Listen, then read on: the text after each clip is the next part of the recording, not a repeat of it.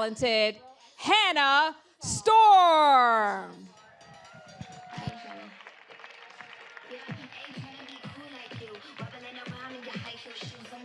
Hi, everybody. How is everybody? Good? It's gorgeous here, isn't it? And fun and inspiring. The food is awesome. So thank you, ESPNW, for having us here. And this is really, really exciting. Our next guest has just come in. It's her first time in Ojai, too, and her first time at the summit. We've been trying to get her here forever, but she's been a little bit busy. So let me give you the official intro. 16 seasons in the WNBA, the first woman to coach as a full-time assistant in the NBA. She is also the first woman to serve as a head coach in the NBA's Summer League, where she led the Spurs to a title. Just the beginning of a little trend for this woman, who is also the first to be part of an NBA All-Star coaching staff and the first to be acting head coach in the history of the NBA when her head coach got ejected from a game.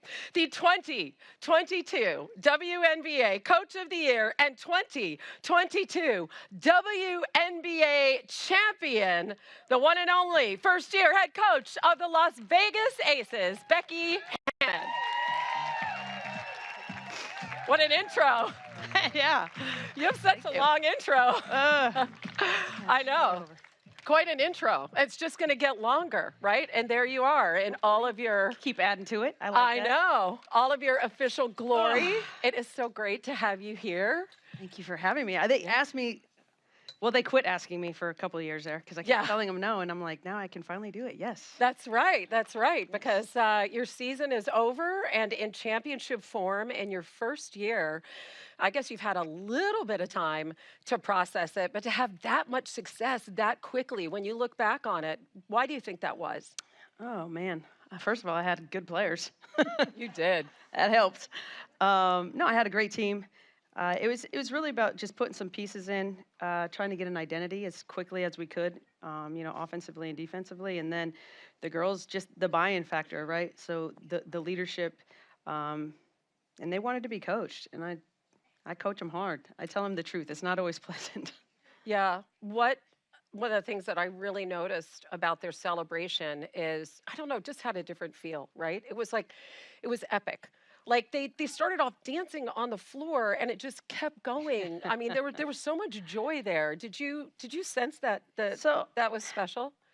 This is a fun team. They're fun people. I'm like, I didn't really know them as people. I watched them obviously play, but to get to know them personally, they're not short on fun. Like a lot of times I'm like, we're stretching. I'm like, are you twerking? Let's stretch. We're supposed to be stretching those muscles. So, no, they're so much fun. They're just really fun human beings. And then they're competitive, and they're freaking good basketball players. Yeah. So they were just a joy to be with. And, it's kind of been like the pressure the whole time, right? And I think you have to enjoy those moments of pressure. That's really what you live for as a player and a coach. Is those moments. I mean, how do you balance that? I don't know if I do it so well, actually. It's hard to turn my mind off. It goes. Even, now that's kind of like quote unquote my off season. It's hard to turn my brain off.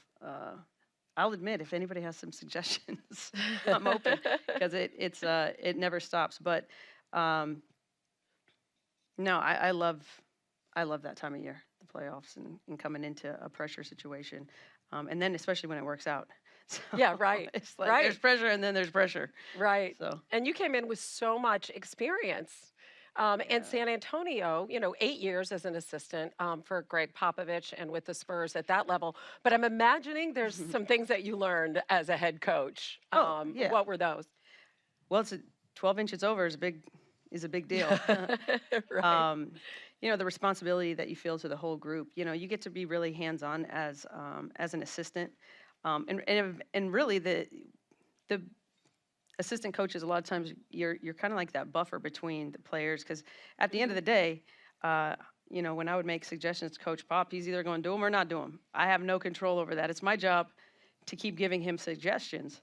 what we could do differently or do this or what's working or whatnot. But it falls back on him. So does playing time. So eventually players want to play, and those are the decisions that he has to make.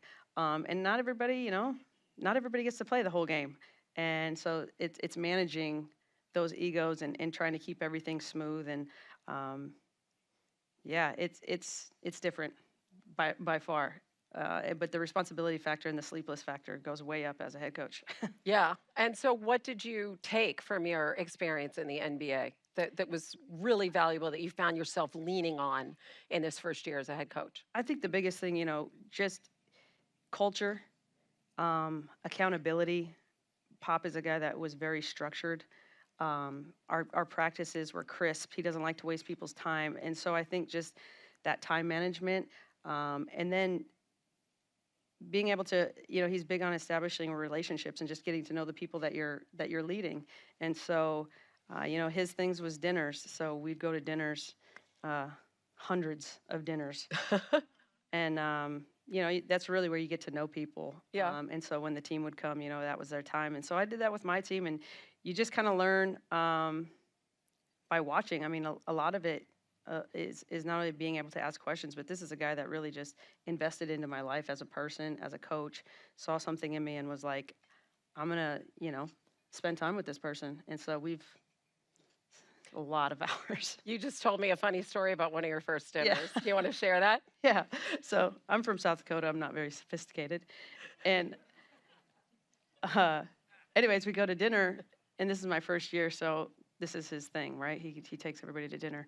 So we go to this Italian spot, and he orders his pasta, and he's like, yeah, do you want truffles on yours? And I was like, ew. Who puts chocolate on their pasta? So, yeah. I got an education in food and wine real quick. A lot of wine, a lot of Too much wine. Right. Yeah.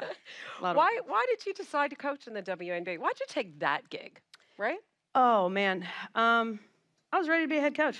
And so Yeah. I don't need anybody's stamp of approval. You want me, I'll come. That's basically how it worked. And I saw a lot of potential. Like, I saw greatness in this group of girls, and I wanted to be a part of it. And so, going back to the W honestly, it felt like going back home. It's like that I owe my whole career to the W. I mean, I'm not sitting next to Greg Popovich without 16 years in the W. I'm just not. And so I owe a lot to the league. I love the league. I'm a fan of the league. And so to kind of be able to go back and be a part of it and see so many faces and just familiarity and also some things that I want to change. Really? Coming over. Oh, yeah. Like what? Oh, man, you're going to try to get me fined again. When they find me in the off season, I get fined a lot. But Well, I'm not trying to, I don't know. Kathy Aren't we- Engelbert Nope. here? No? Okay. Yeah, no. There's some things that need to just change. It needs to get better. There's some things that we can do differently to give these women what they really deserve. Because, quite frankly, I think they're better player for player than when I was playing. That last 8 to 12 or 14 players, they're very, very skilled. I mean, I don't know if we got to get an expansion. There's a lot of really good players that don't have jobs, but the skill level right now in the W is at the highest that I've ever seen it. That you've ever seen it. Yeah. Wow. Which makes your championship all that much sweeter. Yeah. Right? Championships are always sweet. We'll take Yeah. them any decade. Oh, yeah. It's, Pop has compared you to a couple of other former players. You talked about it sort of coming full circle as a former player and coming back now as a head coach. And he compared you to like Steve Kerr and Doc Rivers in the sense that he really does feel that you were born to coach the game. So how would you sort of describe your ethos as a head coach? Oh, man. Those are pretty elite names. Yeah. But for me, if I had to sit there, spend two things I love my whole life, Jesus and basketball. Like, that's, I've just loved it. And I'm not very big. I've been mistaken for, the ball girl and the water girl so many times and make your head spin. But like, I've just loved basketball. And so I had to learn, and in order to be successful, I had to think differently. I had to think outside the box. I had to take weird angles. You know, I had to figure it out. And so the greatest asset I had, though, was always my mind. And when you love something and you dive into it and you study it and you realize that's what you need to be able to be successful, other people, you know, they're more athletically gifted than me. They didn't have to know the scouting report how I had to know it. You know, and so just learning. I had really great teachers. I had great coaches that just invested a lot of time into me. And so I'm really fortunate and blessed. And that's nothing that I did. That's who they are, is dumping into other people. But it really came down to why I got into coaching was I was actually doing some TV stuff and kind of had this like aha moment. And the losing coach was walking out of the game, you know, head down, ticked off. And the guy was like, see, that's why TV's the best, is like, you never have to leave the gym a loser. And I was like, yeah, it's not for me, because I can't leave it a winner either. Yeah, right. There's a flip side to that. Yeah, so right? I would rather It's not be the same. in the competitive, in the battle, Yep. in the fight. I want to journey with the players and build something special. And I think in order to build something special, you got to have special people. You know, everybody's like, how do you cultivate culture? It's like, well, first of all, you can't have good culture with bad character. So there's guys, whether it's in the NBA or in the W, who maybe they're amazing basketball players, but you never even talk about them because the character piece isn't there. And so I love talent, I love size, I love athleticism, but like I'll take a little less of that for character and competitiveness. Competitiveness is something that I think can't be overstated, because at the end of the day, there's so many talented people not doing anything. That's right. Talent I is mean, everywhere. how many super teams have we seen, or super talents, and it doesn't. It's not working come out together. right now in the NBA so well. It's not. It's not, right? So there's so much more there. So one of the parts of your, I think, coaching philosophy, I guess, can we call it that? Yeah. Maybe for like an easy, broad term, that really struck me is you said that you want your players to feel empowered. And at first you think, well, wow, these are elite athletes. Wouldn't they already feel that way? But what did you find when you came to this talented group of women in terms of them really, truly feeling empowered inside? Well, I think part of creating culture is they have to be secure. Like you really can't cultivate because at the end of the day, I want them to be themselves. Like I want to walk into work every day and be myself. And I want them to be able to walk into work every day and authentically be themselves. Did they feel that way, though, all of them, before you got there? Or were you surprised that not everyone felt that way? You know, a lot of times they don't have the same experiences. And I think that's one of the things that I did as a player. And just kind of my leadership style is I'm somebody who brings somebody together. I'm a uniter. I can sit down and have a conversation with a kindergartner or somebody in a retirement facility. Because at the end of the day, and I say this is funny, I think it's funny, but like take somebody like DeMar DeRozan, right? Right. So you have this big African-American black guy from Compton, 6'7" straight. I'm this white little gay girl from South Dakota. Like, we couldn't be further away on paper. Right. And, like, he's a guy that, like, because at the end of the day, basketball brings us together, but our humanity really is what brings people together, and you form relationships. And he's a guy that I just adore. So how do you bridge that, right? Because those are like you know, sort of the way you phrase it, obvious differences, Yeah. right? But well, you sit down and talk. Yeah. And you listen, and you figure out that you listen to people's stories. And at the end of the day, that's, you know, people want to be seen for more than just their talent. They want to be seen as valued as people. And when you sit down and you start listening to these stories and you start learning really how to coach them better, because you got to know who you're leading. And so I can talk to this player one way, I can't talk to this player that way. And so learning those little nuances, and that doesn't matter, that's genderless. Everybody, it's how people learn, it's how you coach, how you lead and speak to people, and how you communicate it, when you communicate it, that I think is what eventually empowers them to want to run through a wall for you. Because at the end of the day, I would also run through a wall for them, but they got to feel that. I felt like after we did a prep call last week with Becky, and she was just like in her car and she was looking for a house, and we did this prep call, and like everybody on the call at the end was like, I want to run through a wall for Becky Hammon. so I think you have that effect on people for sure. One of the things that we did talk about last week was, and this is very in general, but sort of the differences between men and women, how they approach things and how they process things. And not everybody has coached both, right? At the professional level. I can't think of anybody else who has. You have. So what are the... Funny, I think I gave you an example of the this, fishing right? analogy, yes. So everybody's like, well, what's the difference between, first of all, the basketball, it's so boring how similar it is. Yeah. As much as there's, if I'm drawn on the board and the X's and O's have no genitalia, like, it's the same. It's literally pick and roll coverages. I mean, about the only thing you're not doing is drawing a play for a lob, for a dunk. You can do alley-oops, you can do all those stuff, but probably not a dunk play. So, which is fine because they're all worth 2 points anyways. But, so men and women. So let's use the fishing analogy that you gave me, right? Because Yes. you're big, Becky's a big fisher, hunter, just Yes. a big adventure person. Yes, right? I love the outdoors, but I love scuba diving and deep sea fishing. And I don't know if you guys have ever gone on a deep sea fishing.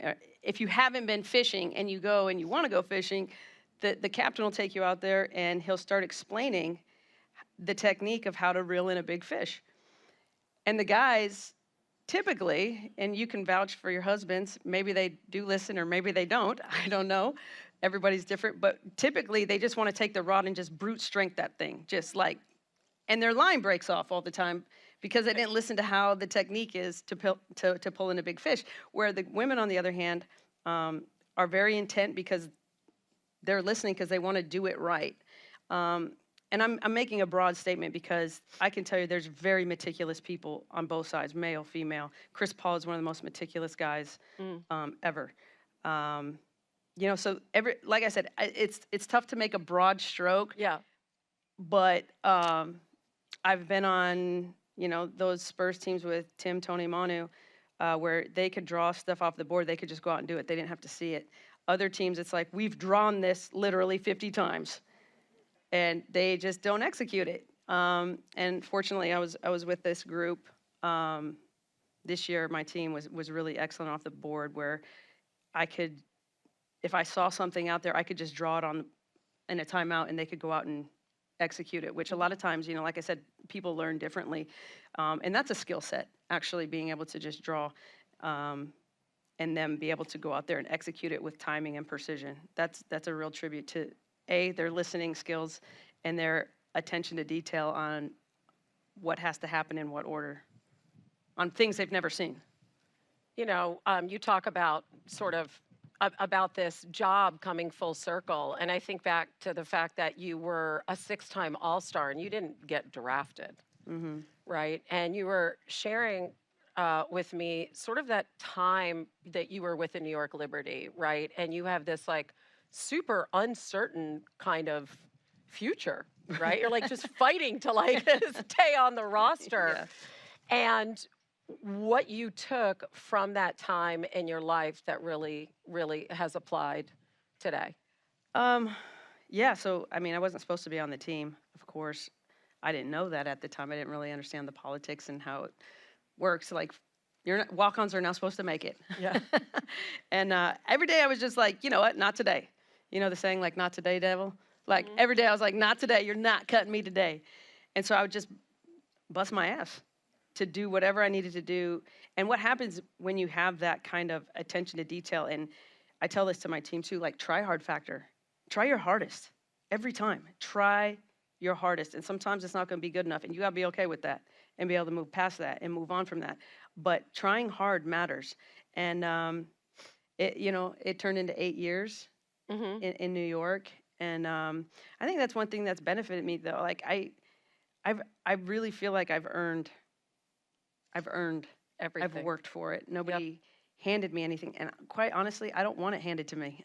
Like, I'm not afraid to, roll up my sleeves and put on some boots and go to work. That doesn't scare me. But it's just about taking the opportunity that presents itself, and that opportunity, getting up every day, going into training camp for those 3 hours, that was an opportunity that I was very deliberate and intentional on my approach that turned into 16 years in the W, 8 years in the NBA, and none of it happens without those first things happening. But the hard stuff, you know, being cut, not being picked on a team, or being traded, or tearing your knees up, you know, it builds resiliency in you. And, you know, people talk about, you know, like, well, in the meantime, well, sometimes the meantime can be mean time. Yeah, that's right. It's all those in-between times. Yes, All the those high are the hard points. things, and you really get, it builds stuff in you. Hard stuff builds stuff in you that you'll need later in life. And that's always been the case with me, is like,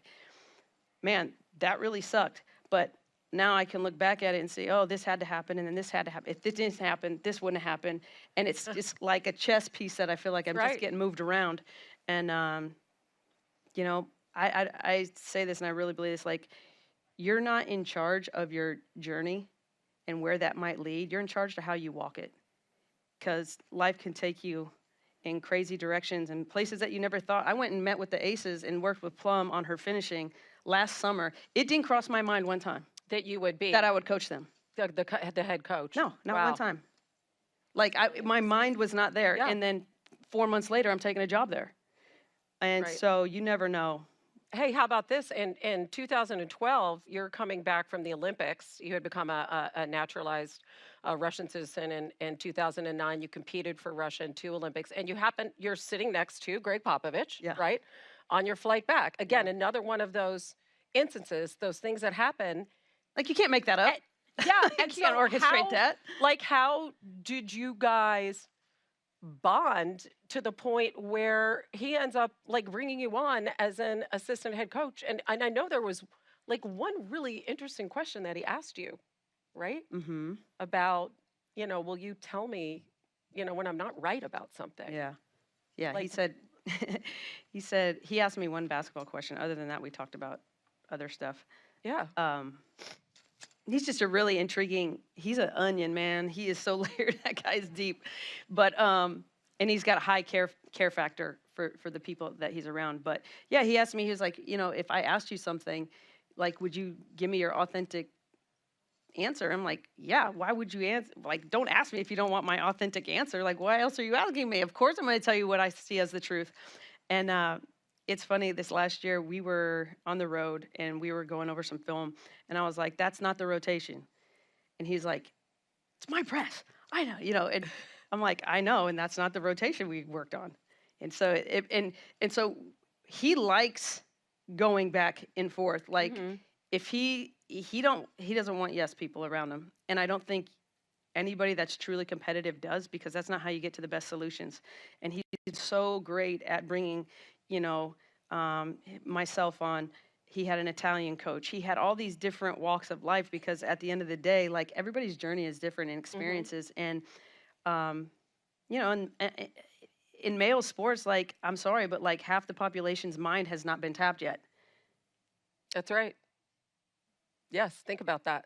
So, Think about that. Yes, that's whoever a big that deal. one person is, or other people that are nodding, yes. Women are What a just as resource. capable Yeah. of doing this stuff and doing even greater things. Like, this is basketball. Like, there's so many more important things going on. They're leading Well, let's courtrooms talk and everything else. I Yeah. mean, surgeries and, you know, women are doing amazing things. And one of those things, just to diverge a little bit from your journey, because you know, I know one of the things that you and Pop talked about was Russia. You talked a lot about that on that flight. Yeah. Obviously, you know that country as well as anyone does. And as we watch from afar, you know, Brittney Griner just, you know, sentenced to 9 years in prison. You also have a perspective on that, I think, that not everyone does. And I'm wondering what your thoughts are. I mean, it's wrong. It was a gut punch. There's so many things that are normal over there that I'm like, it's just not normal. It's normal here, meaning over there. But, you know, there's so much corruption and Not that our government isn't always corrupt either, but she's been turned into a political pawn, and it's really unfortunate. And the international world really needs to pay attention, because if you can just snatch an athlete, and now you're a prisoner of war, basically, just snatched her right from the airport. I mean, And why do you think that more attention has not been paid outside of certain communities and certain pockets of people who are advocating for her? I mean, Putin's crazy. I mean, it's crazy, and you know he doesn't care, and I think you see that in Ukraine. You know, he's not listening to anybody, no advice. He's just doing his own thing, and I just wish that, you know, it would be interesting, and I'm not saying yes, no, whatever, but like if this was LeBron James, is LeBron James still sitting over there? I don't think so, and that's the unfortunate part about all of this. And why don't you think that? I think there would be an absolute uproar, craziness, pandemonium. And it got a lot of attention, and it's still getting some attention. But there's days where it's like, man, she's still over there, night after night after night. And, you know, we got to get her back as soon as possible. I think, you know, one of the things, obviously, in your position, you know, what you say is very, very influential. And I think going back to Coach Pop, he has really become a beacon, I think, for social issues. That is one of the coaches that when something happens, that he offers an immediate, powerful perspective. And I'm wondering how that impacted you. Oh, man, you know,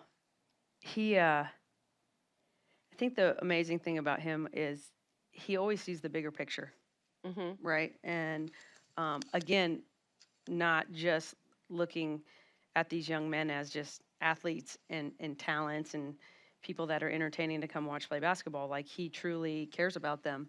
And that's why he sits down and talks to them and learns their stories. And he's just really, I think it's naturally in him to just be an ally. If he sees, you know, whatever the other is, right? Gay, straight, black, white, male, female, whatever.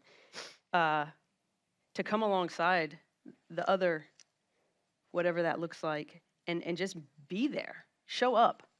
And he knows how to show up. And there'd be times where, you know, we get our ass kicked, whatever. We come in the next day, and, you know, he's playing a news clip of women in Iraq or Iran, somewhere where there's real human atrocities. He's like, you think we have problems? This is a problem. Like, we're trying to figure out how to stop a pick and roll. This is real issues.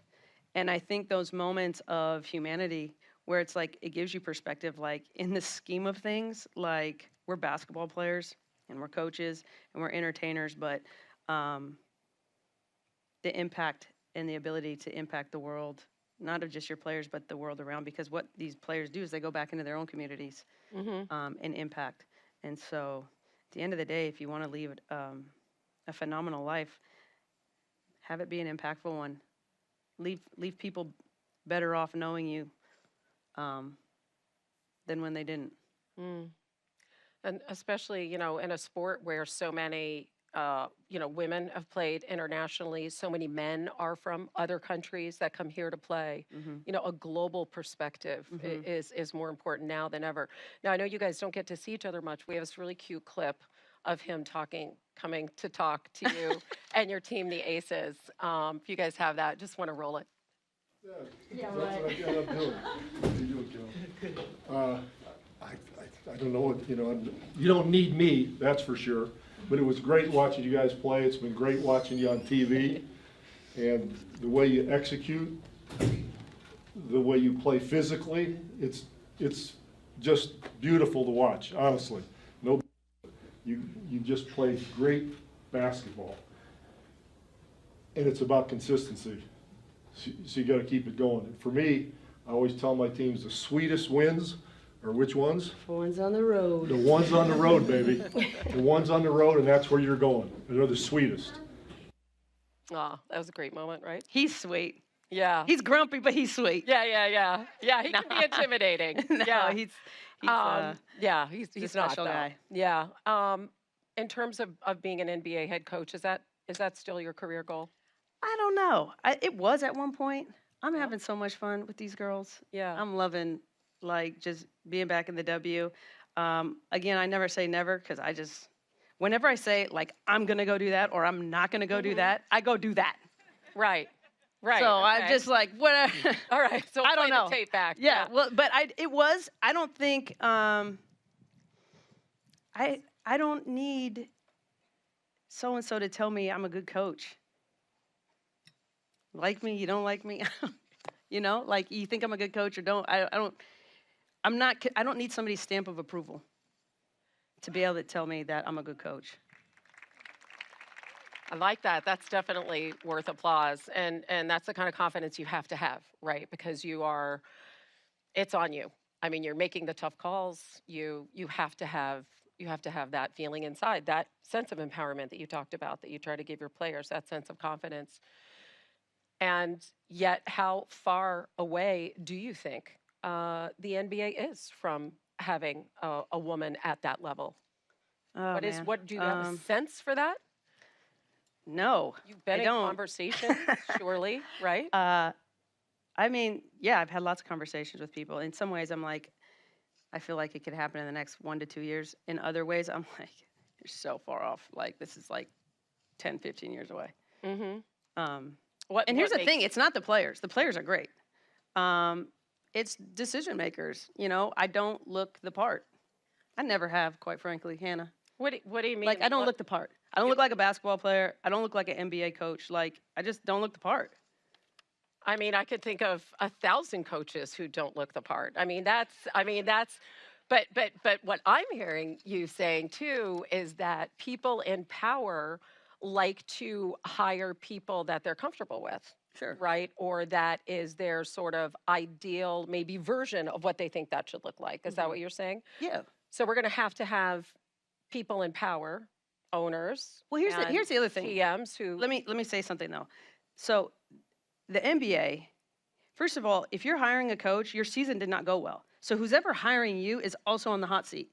So do you ever want to do something that's never been done before and put your ass on the line for something that's never been done? You don't know if it's going to be done, this, that. I know it can be done. I think it could be done. But I'm not the one hiring. Still considered a risk. Yeah. In their eyes, yes. To me, no. It's not a risk. You can either lead or you can't. It's genderless. And you know, you've talked about having, like, not only young women see somebody like you in a position of power doing things that have never been done, but also this is something that young boys need to see as well. Absolutely. I have 2 young boys, and because the mindsets that we're dealing with, and I saw some stuff where it was like, you had to be very discerning on, is that because of my position, or is it because I'm a woman? Is it because I'm the 6th assistant coach at this point? Like, and I think you have to give people a lot of grace on their intentions, because they're just not going to get it all right. Like, they're doing something completely offensive and they have no idea. It's like, do you have an let example? me paint this another way for you. If my name was Brian and I had a 16-year NBA career, we wouldn't be having these conversations right now.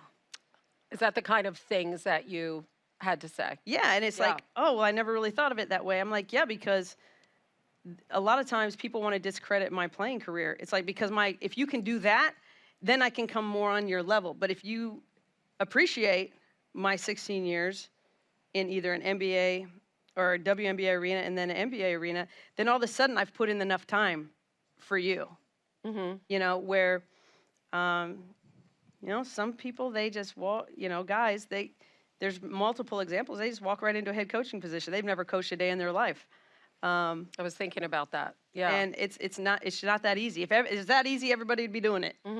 And so, yeah, in some ways I feel like it's around the corner. Other ways I don't. But getting back to the hiring process, if you're looking at a new head coach, your season didn't go well, so you're on the line. And then there's not 30 jobs available. There's maybe 2 or 3.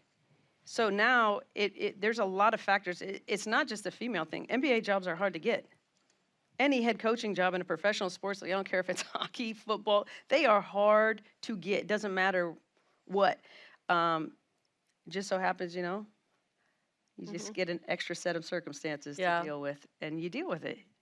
And I know you said that you've gotten the feedback before, well, you've only coached for one team, you know, or you've never been a head coach. So we could take that never been a head coach stuff. I really hate that line. Right yes, now. And also, you knew that before you were interviewing me, right? Yeah. So how is that a thing now? Why did you bring me in? Well, at the end of the day, too, and I don't care what you're doing, like, if you are looking for a reason to do something, you will find it. That's right. And if you're looking for a reason not to do it, you'll find that, too. Yep. What do you want? There are plenty of good reasons for the following really super cool surprise announcement. We have some breaking news here, and since it's your news, I will let you. No, you do it. Oh, come on, really? Who wants to break their own news? Hey, everybody. Okay, here we go. Here we go. All right. Here we go. This just into Sports Center. Breaking news. Becky Hammon will be joining ESPN as an NBA studio analyst. Yay! Woo! Way better when you said it. She will also appear on the following: Get Up, First Take, Sports Center with me and Elle, and NBA Today, and our debut will be in December. Yes. So yes, Part of the team. keeping you nice and busy in the off season, right? Yes. Yeah. So you said you did a little broadcasting before. You know, what, just kind of enlighten us as to why this opportunity, why this was the right time to go back and do it. Well, I have some time. You do, do finally. it. Yes. I have some time to do it. And anytime I get to, like, you're going to pay me to talk about basketball, perfect. Right. I'll Right. do that all day. Right. That's great. And meanwhile, you know, I know, like, you're looking for a house, you're a mom, you got the 2 boys. Like, how is your life right now balancing out? I love taking my boys to school and picking them up from school and being able to go to their homeroom and take them lunch. Yeah, my babies. Yeah, and you know what? At the end of the day, like, I wanted more time with them, and I don't get that time back. And so, yeah, you're gonna make me cry up here looking at them. And that was another reason why this job has really been perfect for you, hasn't it? Yeah, it was just time. You know, like I said, I was ready to move on. Really, Yeah. like I felt like, you know, everything kind of has a season, and I felt like my time in San Antonio as an assistant for Pop was just, it's time to move on for him and me. And we love each other. And he calls me after we had a little rough patch, late June going into July this season. He's like, nobody calls you when you're losing, huh?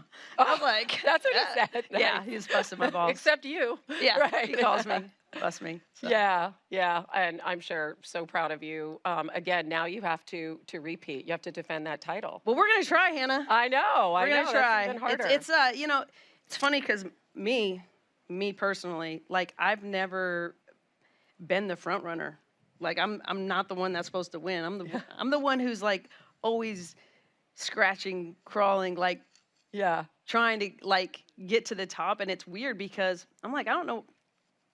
I kind of like the underdog role. Like, I got nothing to lose. I can let the balls all hang out. Like, I got nothing to lose, you know? Right. Not supposed to win. Expecting and having that pressure, like, you have to win, that's different. That was different for me this year, for sure. I've never really been a front runner. I'm like the person that's the underdog. Yeah, but I like that because that's just another challenge for you to conquer. Oh, yeah. Right? No, I'm gonna like it. Another hurdle for you to jump over. So everybody, just a big, please, round of applause and appreciation for Becky for being here. And you guys are an amazing audience. And hi to everybody watching in streaming land. And now we are going to bring on just a woman who I think made an incredible transition from being a player to being a broadcaster. She's literally on every single possible show and every possible role on ESPN. So let's bring Monica McNutt back to the stage, okay? And we're good. I can't wait to be on First Take fucking with you. I know, right? Isn't that cool? That was so good. I know. All right, have a good one.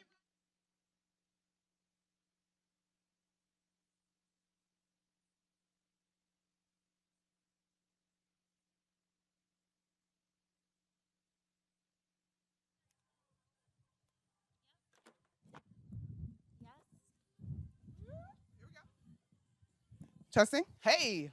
All right, great. It's beautiful outside. We've been sitting around. We're going to play a quick game of Simone Says because it's ESPNW, so not Simon Says. Yes? So stand up. Come on, quick. Hurry. I only got like 4 minutes that I'm stealing, and Rachel's probably pulling her hair out. I love you, Rachel. We'll be okay, I promise. Okay, ready? Simone Says, touch your head. Simone Says, wave your right hand. Wave your left hand. Sit down, wave your left hand, you lose. Simone didn't say it. If you waved your left hand, sit down. Here we go. Simone Says, tap your foot. Simone Says, you can stop waving your hands. Simone Says, give someone a high five. Give someone else a high five. Sit down if you gave a second high five. You're not listening. Sit down. All right, here we go. Simone Says, if you're wearing sunglasses, put them on. Simone Says, if you're wearing sunglasses, take them off. Simone Says, wave your badge. Put your badge down. Ooh, look at y'all listening. Simone Says, put your badge down. Amazing. Simone Says, have a seat. Simone Says, stand up. Simone Says, stretch. Do a different stretch. Oh, got a few people. Simone Says, you can stop stretching. All right, amazing. Simone Says, clap twice. 2 times now, y'all. Oh, listening. Excellent. Simone Says, you may have a seat. Simone Says, give me a 1, 2, 3. Woo! 1, 2, 3. Amazing. Great, guys. Having a good time? We're done with Simone Says, yes? All right, awesome. I'm here to set us up for our W Power Talks, y'all. I mean, this has been such a great summit, tremendous conversations, lots of nuggets. Becky and Hannah were both terrific, but it's been just a great run of show all the way throughout. All right, so our W Power Talks are single topic, 10-minute or so presentations by leading voices from the sports industry and beyond. And we have a fantastic lineup with us today because that's the way we do it here at the ESPN Women in Sports Summit. First up, we have Kate Johnson, guys. Kate is a director. Yes, applause for Kate. Absolutely. Kate is a director and head of global sports and entertainment, marketing, partnerships, content, and media at Google. She is tasked with building the company's strategic approach to sports and entertainment partnerships across the company's many business verticals. Kate is an Olympic silver medalist and world champion rower, and she is an amazing champion for women's sports. Please welcome to the stage, Kate Johnson.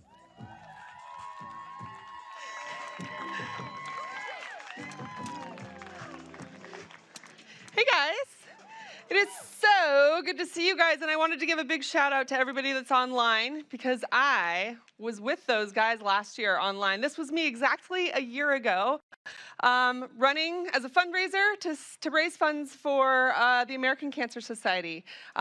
So being with you guys today is actually incredibly special to me and really important to me because this is a family, as we all know, and it's so good to be back amongst my sisters. Today I want to unpack, though, kind of like the polished piece of what we see, both from an executive point of view, right? Like, this is me, sure, from a career perspective. And also I want to unpack what you see from a sponsor perspective, from a brand perspective, and actually dig in a little bit deep into what goes into the making of those partnerships and those brand moments for us. I am an Olympic medalist. I'm a mom, I'm a wife, I'm a sister, I'm a daughter. And I've had a long career in sports marketing. I started at IMG. I went on to Visa to run the global sponsorship marketing team there. And then most recently, in the last 3 years, I've been at Google, and it's been incredible. And I'm a very proud breast cancer survivor and warrior. But this is the me, and trust me, when you go through something like cancer, you go back to your origin story, right?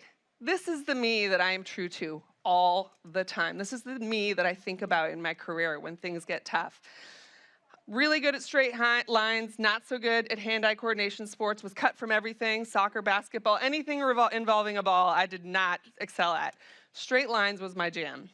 I've learned out early on that I love being an underdog. love it. I thrive. Like, if you tell me I'm behind, I'll work harder to catch up.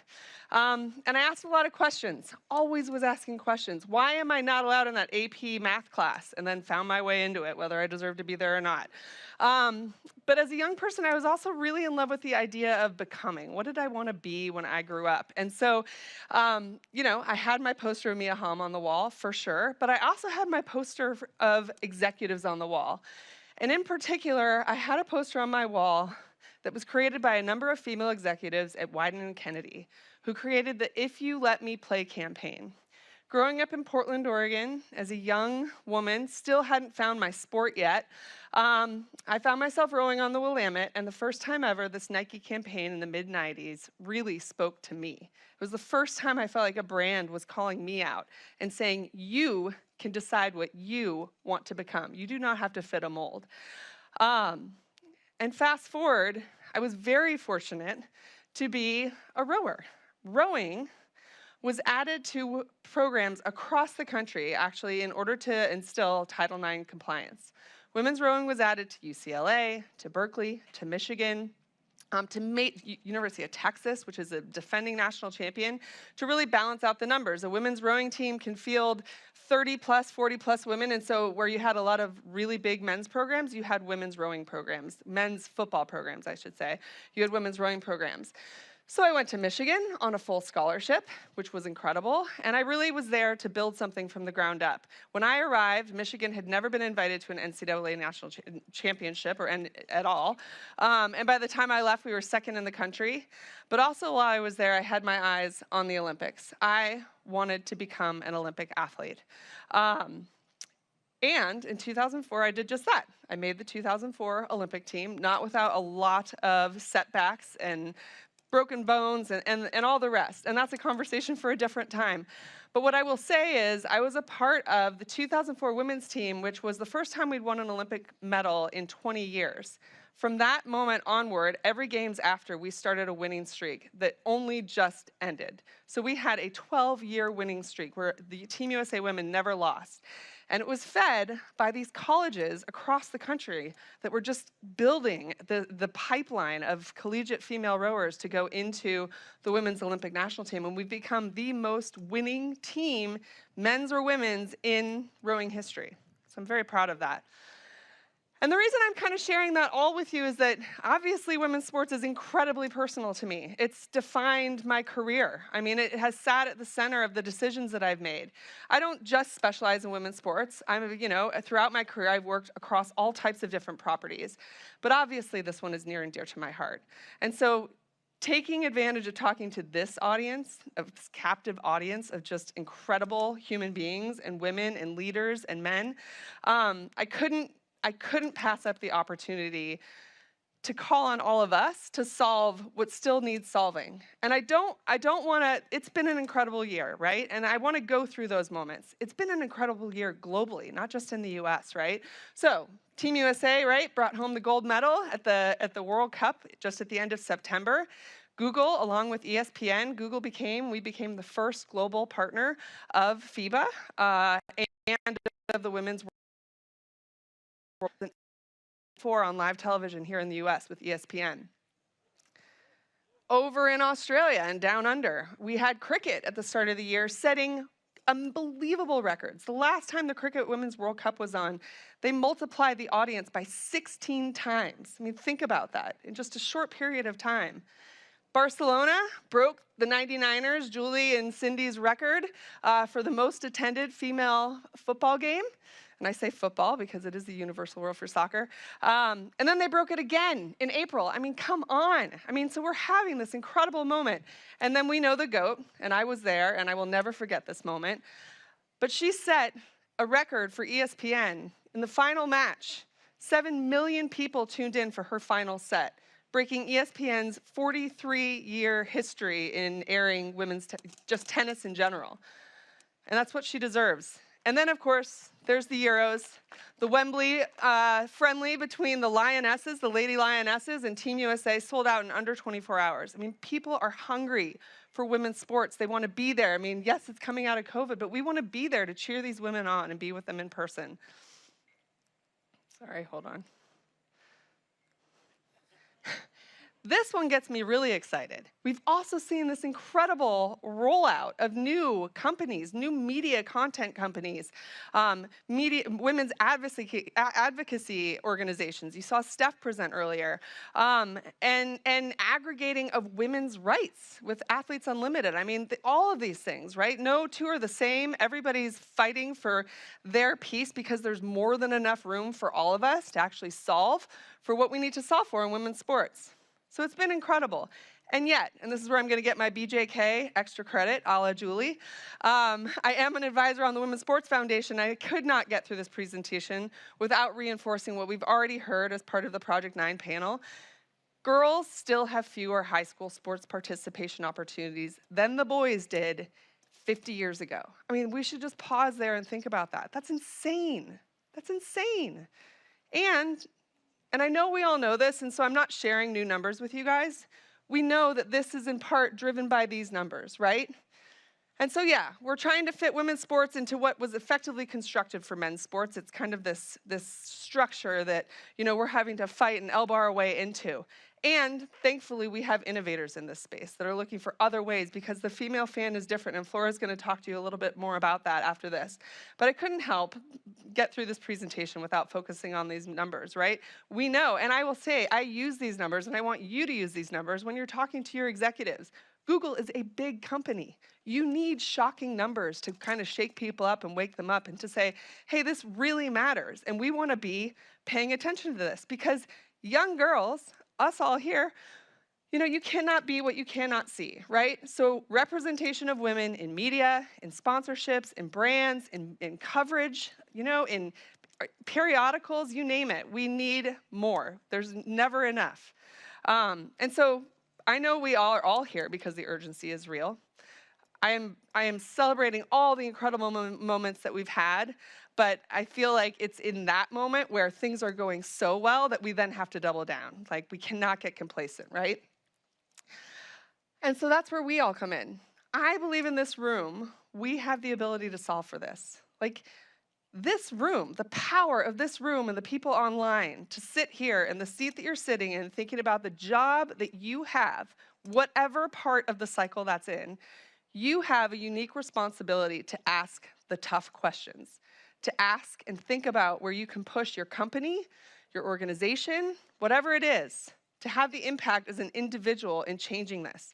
Because the cycle it's ridiculous, and it's really hard to change. And yet everybody here together, if we own each of our bits, can solve for it. And that means, like, elbows out, ladies and gents, in big ways. And I wanted to unpack a little bit about how I've done that throughout my career. And, you know, best form of flattery is copying. So, like, please take the playbook, at least from the brand side. And I would love your playbook in other ways too.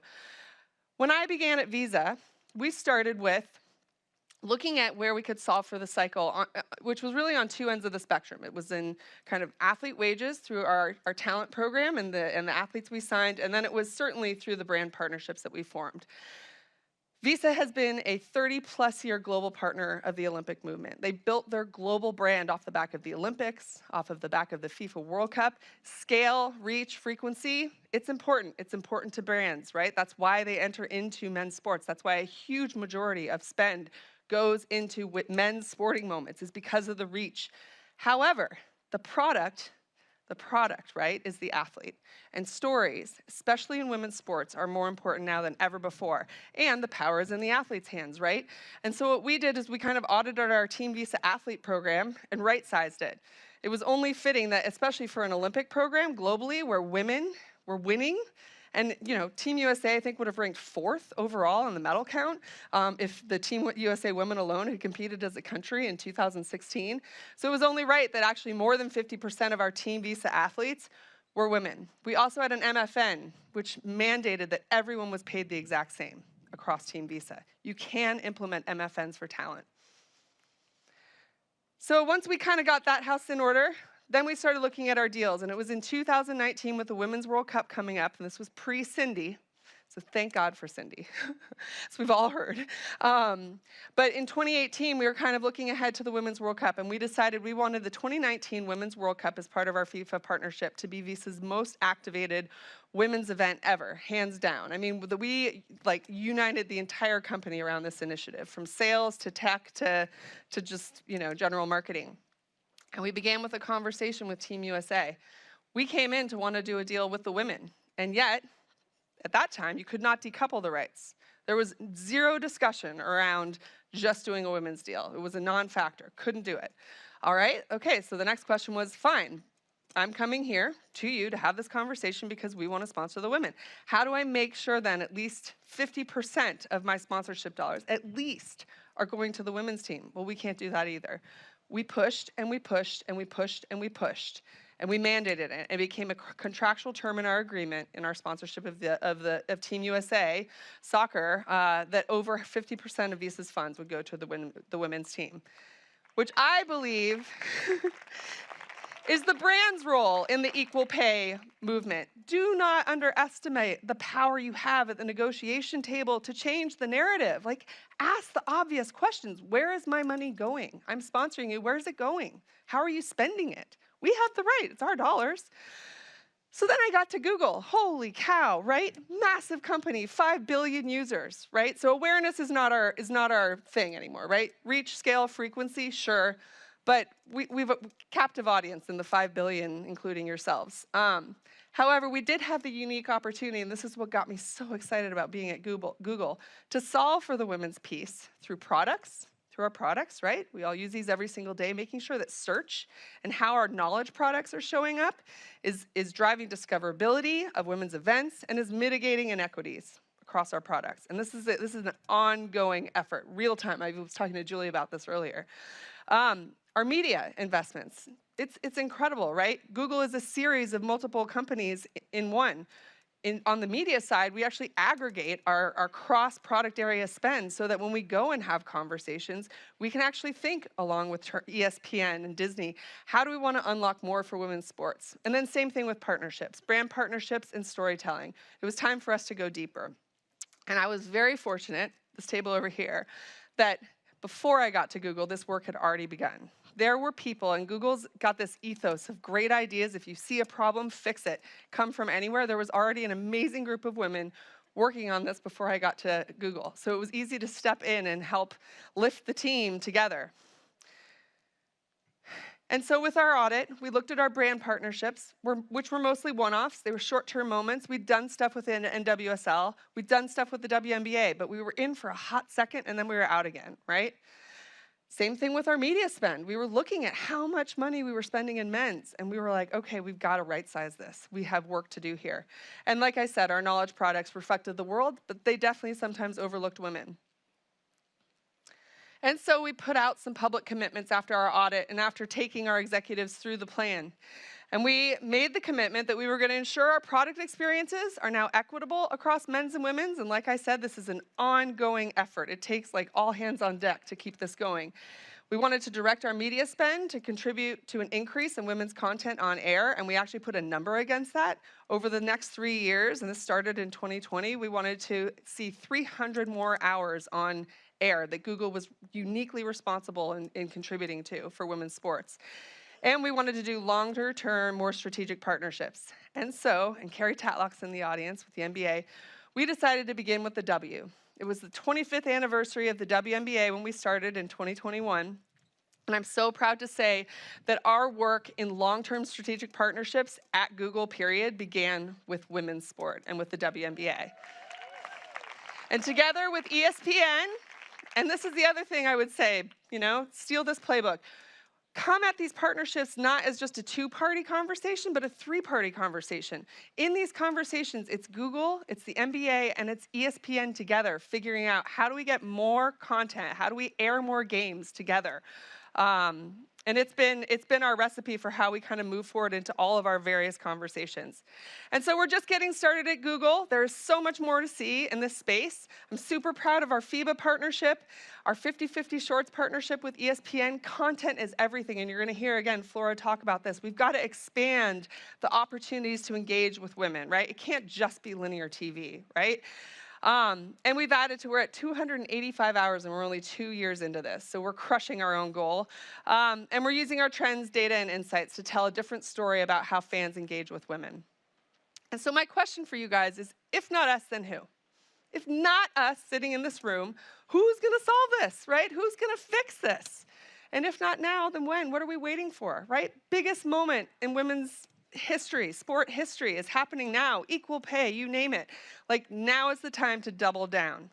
And so here's my little playbook and my ask of each of you. Think about it. When you go home tonight, you get quiet with yourself. Think about your role in your organization and what you uniquely are gonna own and do to change the game. Ask where the money is going. Why isn't it being aired? Arm yourself in those questions with the facts and data that make you informed. Take it to your executives, right? Fans of women's sports are more tech savvy. Flora's gonna kill it with that. And 90%, think about this audience, right? How many of us grew up playing sports? I know this is like, not fair to ask that question in this audience, 100%. But come on, we saw the McKinsey report just come out. Women are leaving executive positions right now at a faster rate than ever before. We need girls playing sports. So let's do this, right? Let's crush it. Okay, thanks you guys. Thank you so much. Over to Monica. Hey, Kay. Oh, hey. I'm deciding whether I want to call you Kate Dog or Killer KJ. How about just KJ? I haven't. KJ? Okay. There's one thing I have to edit that you just said, though. Put the question on your notepad or write it in your cell phone. And remember to ask tomorrow, because tonight, DJ Elixir is going to have us turn up and celebrate the amazing summit that we've been enjoying. But I do have these very important questions for you, KJ. As one of the hosts of WNBA Studio, I loved our partnership with Google, particularly when we would get to the search trends. Yep. And they would be up 150%, 200%. Give me a little bit of the insight behind that, because I thought it was one of the most effective things we did. I love them. Yeah, one of the first things we did is we actually tried to figure out what our superpower was. I mean, Google's got a lot of superpowers, but wow, what a superpower in being able to see how you guys are all searching around the major moments in sports and in women's moments in sport, right? What that means is when we see how people are searching, we can respond to it. So we know, here's a great example. During COVID, when people were bored, they were searching a lot for really random things. But one of the things with the Netflix documentary, The Last Dance, was people were searching about the White Mamba and Diana Taurasi. I mean, it was so cool to see these spikes in real content. And what that means is for Google is we can kind of take those insights that are public, you have access to them too, and then figure out how do we real-time engage with fans about the stuff they care about versus us trying to figure it out and talk at fans randomly. So to answer the question that I was asked, those 200% spikes and such, those numbers were real. It's incredible stuff. All right, you mentioned this in your talk, KJ, but I want you to elaborate on it a little bit more. Visibility is so important for future generations, and Google's partnership with ESPN allows us to put WNBA athletes in particular and other women athletes on the front page, on the big stage. Why is that so important for generations to come as you see it? I mean, it's what I said in my earlier slide. If you cannot see it, you cannot be it. These young women need to see it, and it comes in all forms. We know that younger audiences are not watching linear television.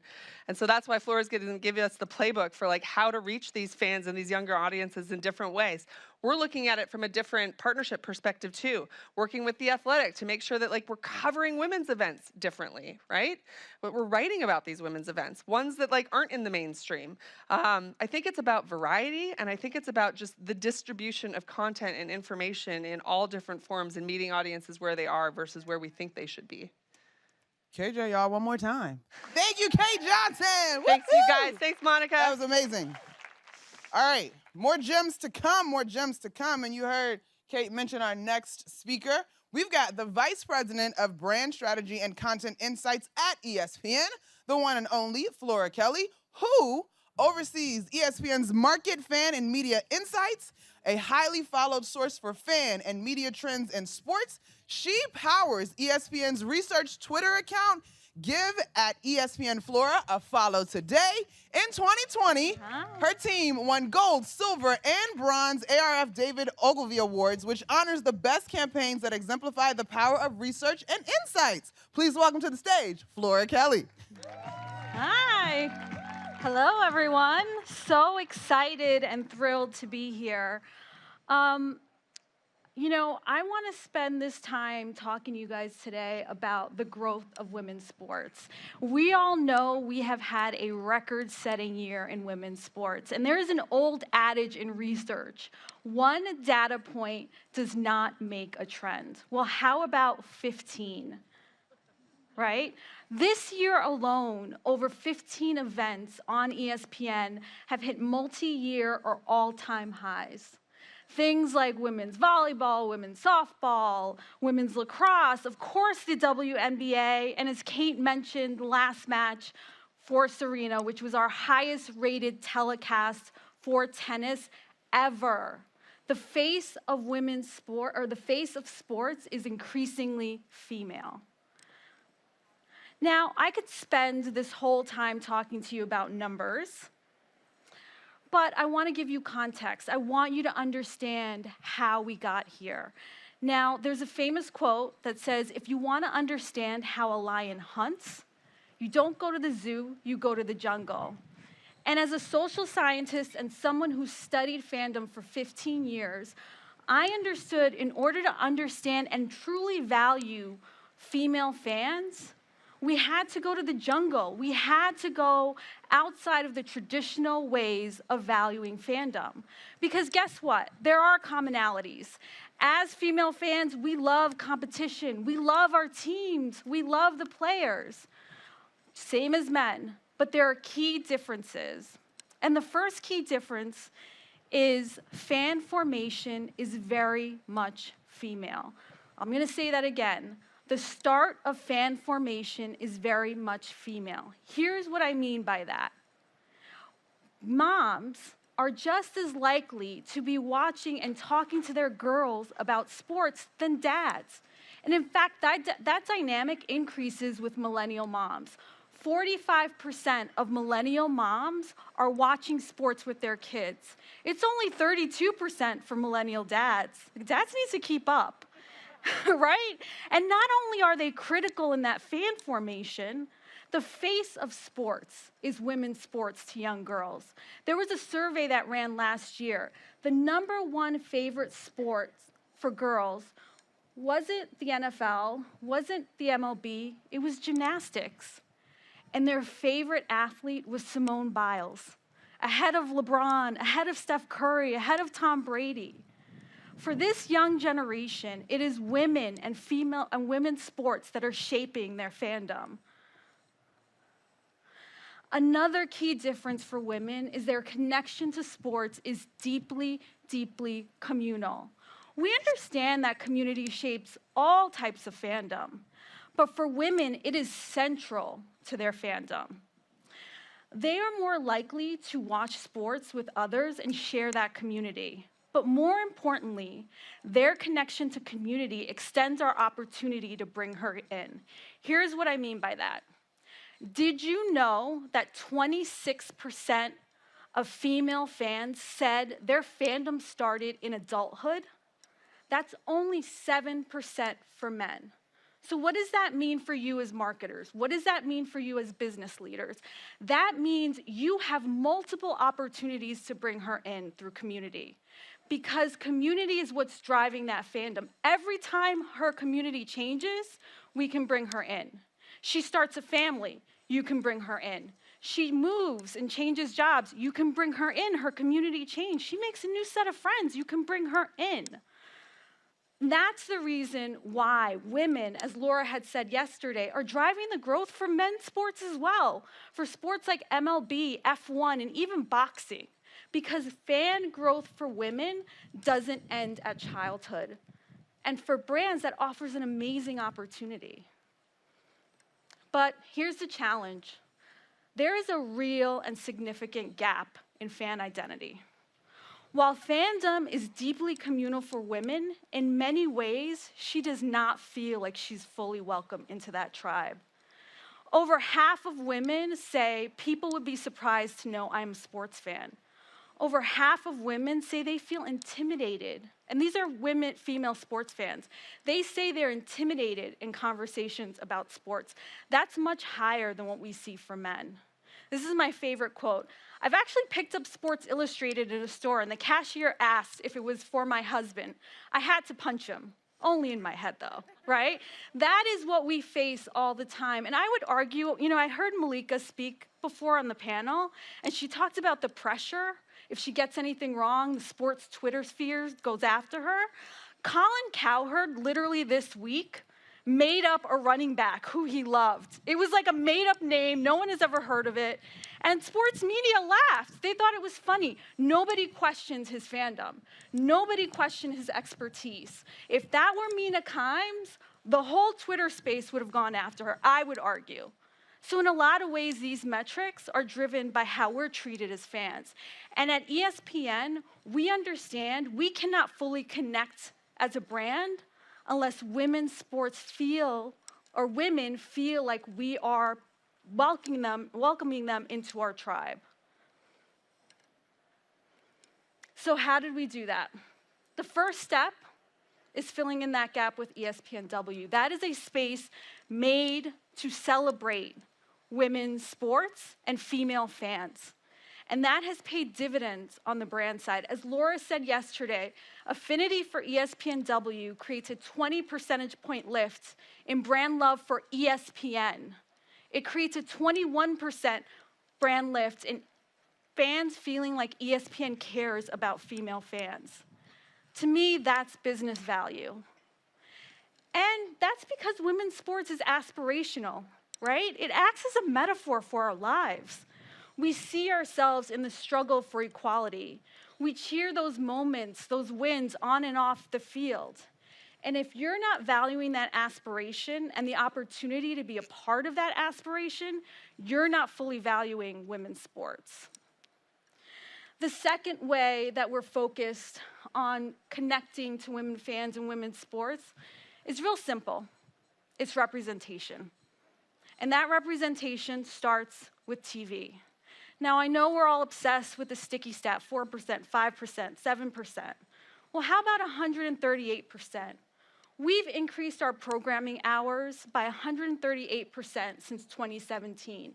Now, there's absolutely more work that needs to be done. But when we look at the quantity, we need to also look at the quality. We've moved events to prime time.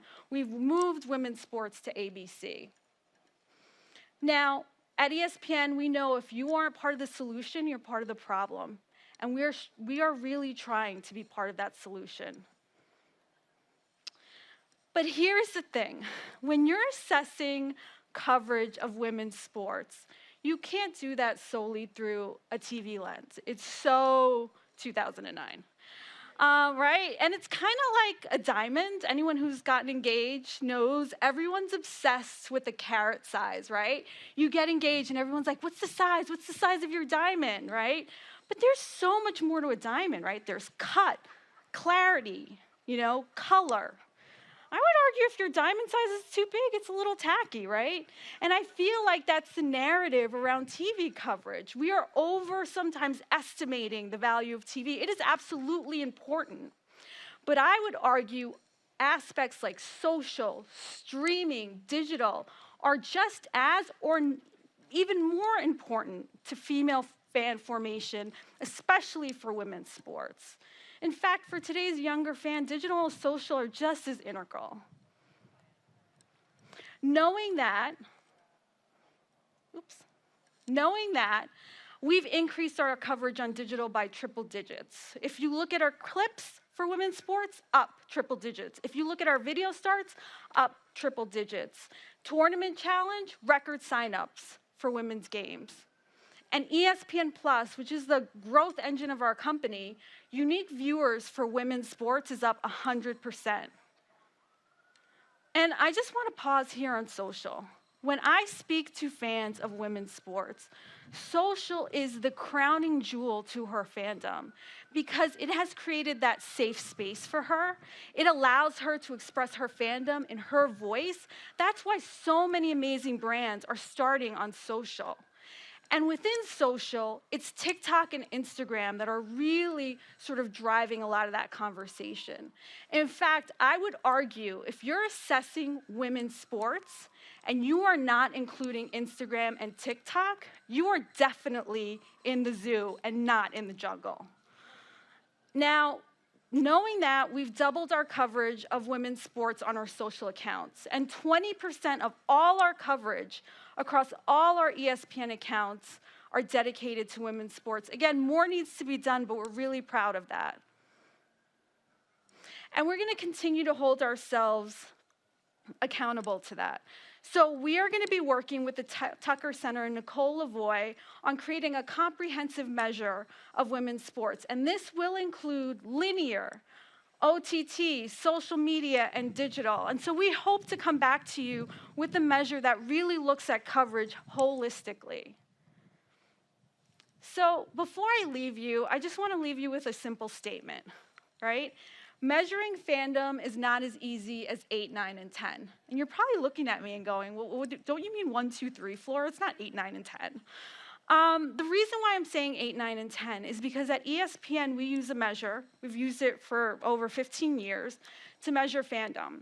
It's really simple. It's a 10-point scale. Are you a fan? If you say 8, 9, and 10, you're an avid. Very simple. However, we ran a fan segmentation, and we discovered a group of female sports fans who behaviorally very much fit the profile of an avid. They watched a ton of sports on TV, they consumed a ton of sports on digital, they had all the attitudes of an avid. But when we looked at that measure, only 20% of them rated themselves as an 8, 9, and 10. That means there was a group of hardcore female fans that I couldn't see in my data set. Now, as a researcher, that is sort of the worst thing you can do, and a light bulb went off.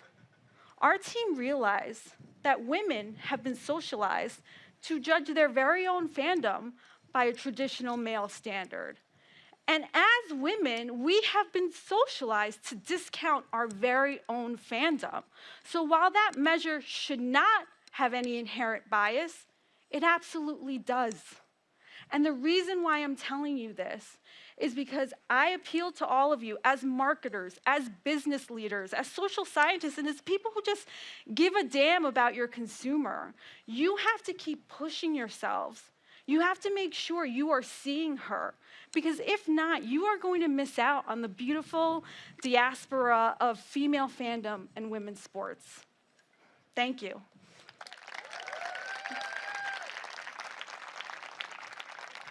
Great stuff, Flora. Thank you. Thank you. Thank you. All right, we got one more W Power Talks. Y'all good? Yes? I told y'all my love language. Y'all good? All right, outstanding. All right, one more. Last but certainly not least, our final W Power Talk is from co-founder of the Gaming Society, Jamie Messler. Jamie has been recognized on Variety's New York Power of Women Impact List, Adweek's 30 Most Powerful Women in Sports, and a top woman in digital by Synopsis Media. She was the visionary behind the Players Tribune. We all know what that is. Jamie spearheaded the Bet on Women initiative. I love those t-shirts, Jamie. A partnership with the WNBA, which aims to propel women's sports forward through the growth of the betting industry. Please welcome to the stage, Jamie Messler.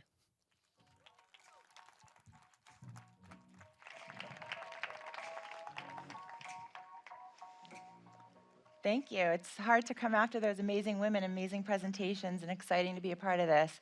I'm here to share with you why I'm building a company that's prioritizing the belief that the growth of the sports betting industry can propel women's sports forward. The company is called Gaming Society, and one of our main priorities is called Bet on Women.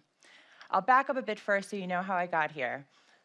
As Monica said, I started a company called the Players Tribune along with Derek Jeter in 2014 after representing athletes for most of my career. It was focused on athlete-first storytelling that transcended the field of play. I left a couple years ago after disrupting the sports media industry and after learning many lessons around building businesses. At the time, we raised over $65 million and had over 4,000 athletes contribute. Unfortunately, soon after I left the company, the pandemic hit. I had no idea what I was going to do next, and after finishing all of Netflix and spending thousands of hours on Animal Crossing, I thought I need to figure out what's next, and I love to build brands. I'm good at finding that white space, and I started to think about how do I take those lessons learned when building the Players Tribune, and how do I take my 20-plus years of relationships in the sports world and incubate a business that could really scale. Not knowing when we were going to be back in stadiums and arenas again, it was clear we needed more social, immersive experiences in sports, and I started to incubate this company called Gaming Society.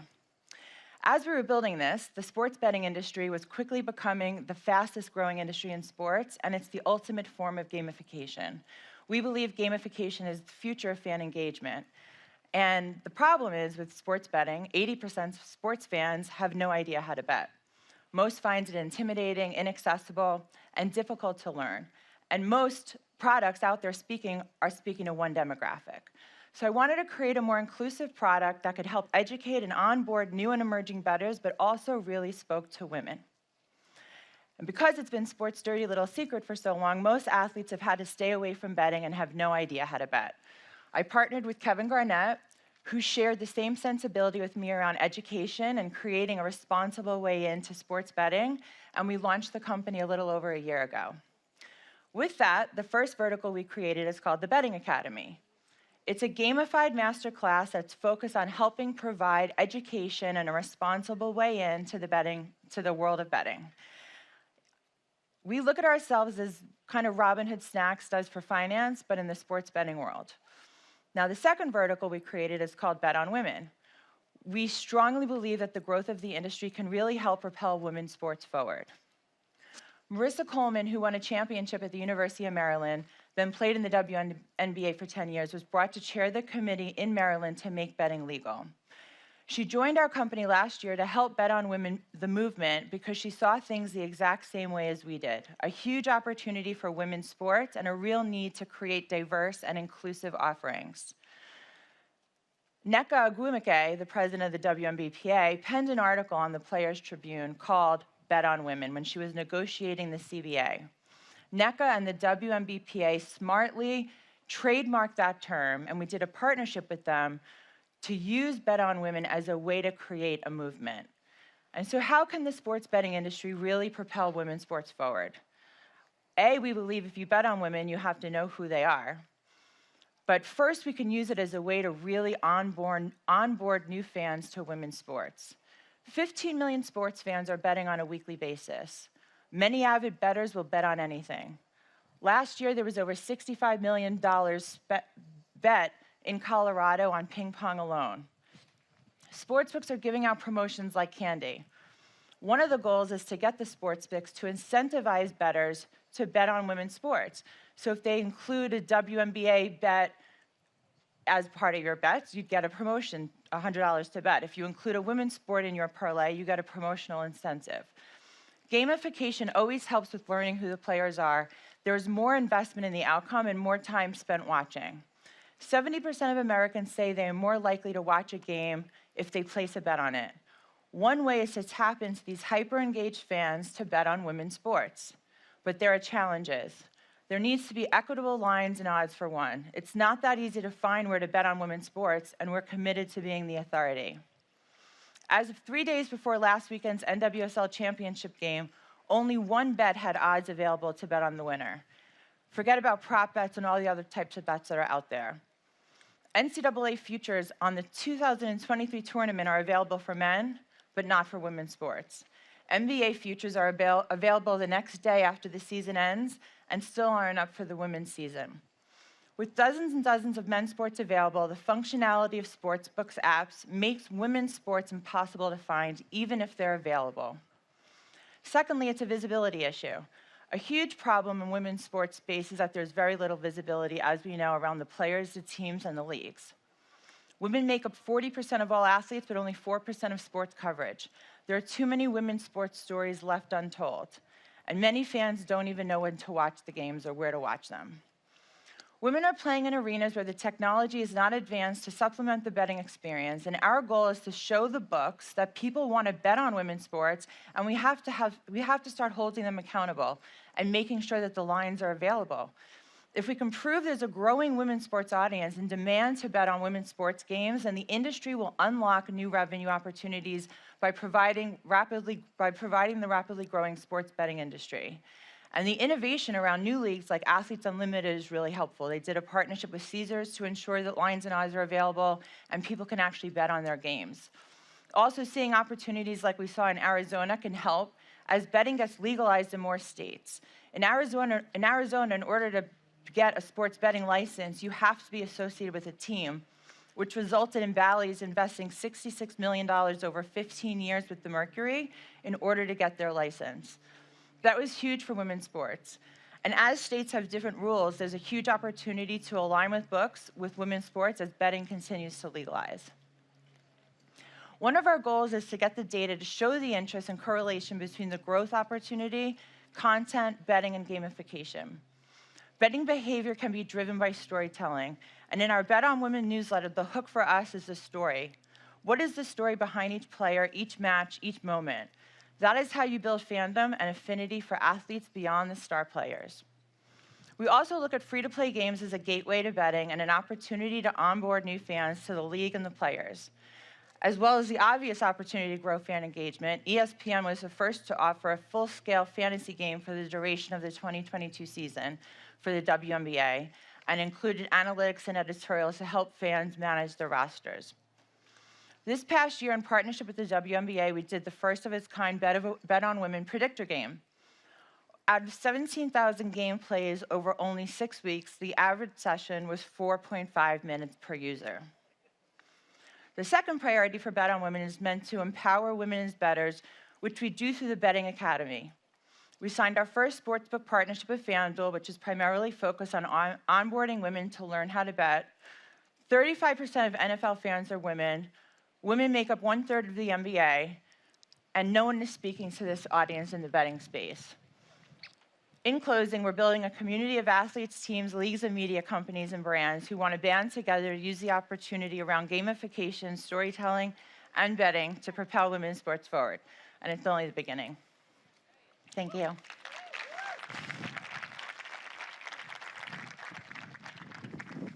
right, y'all. Thank you, Jamie. That was awesome. We met on Zoom one time. Now I get to see you in person. Hey, girl. All right, Jamie Messler, Flora Kelly, Kay Johnson. Thank you. Yes? Woo! Should we cut up some or no? Maybe? No, stay back. Go back. All right. Okay. And now I get the pleasure of bringing the only redhead that I know who goes by the name of DJ Elixir back to the stage. Drop it. Give me a bar. Hey. Let me hear I don't know if I want to be DJ Elixir because I feel like that just tastes like regrets. Okay, no. Hey. Give it to him. Let me hear it. Are we really getting in a dance-off? Because you can dance so much better than me, and I'm embarrassed. And it's hey, that's true. You've got limited rap. Boo. mobility. Right, I'll see y'all later. Bye. How amazing is my girl Monica McNutt? She's really fun. She's great by the fire pit, too. You can have a fireside chat with her. She's got so much information. Okay, how are we feeling? We've had an awesome morning and a great afternoon and a really good lunch. Anybody else have a little bit of the itis after they ate that amazing lunch? I was not embarrassed that I had 2 pieces of chicken, salmon, potatoes, salad, burrata salad, green beans. And then I went back for a second plate. And I feel okay about that. Right, Sarah Spain? Let's go. All right, so here's the deal. The live stream audience, we're going to be back at 7 p.m. Pacific time, which is 10 p.m. Eastern time. And I would say that's late, but like I said, almost 500,000 of you were on the stream last night. So please come back because we've got an incredible night with St. Vincent. Can't wait for that performance. Our breakout sessions are about to happen. I know that most of you know you're in a breakout. Maybe you're wondering, where am I supposed to go? We've got you covered. If you walk right out of here, there's like a whole bevy of golf carts that are ready to take you to your respective breakout sessions. We want you to remember that we also have our sport. Who's doing dodgeball? I keep trying to make this a thing where we're hitting each other with balls. I'm sorry. Kickball. Who's doing kickball? Let's go, Susie. She's been recruiting people for kickball. I was promised beer and a speaker, and I was like, I'm there. Who's doing pickleball? I feel like pickleball, you're not as rowdy. That's fine. That's why I'm going to kickball. I'm just kidding. And then we just want you to remember as well that we're going to meet back here at 5:30 for cocktails. And I have been told to tell you, if you want to change, cool. If you don't want to change, cool. If you don't want to take a shower all day like me, then you don't have to do that either. I'm the only one. And then we will have the meet and greet with our New Balance athlete that we heard from.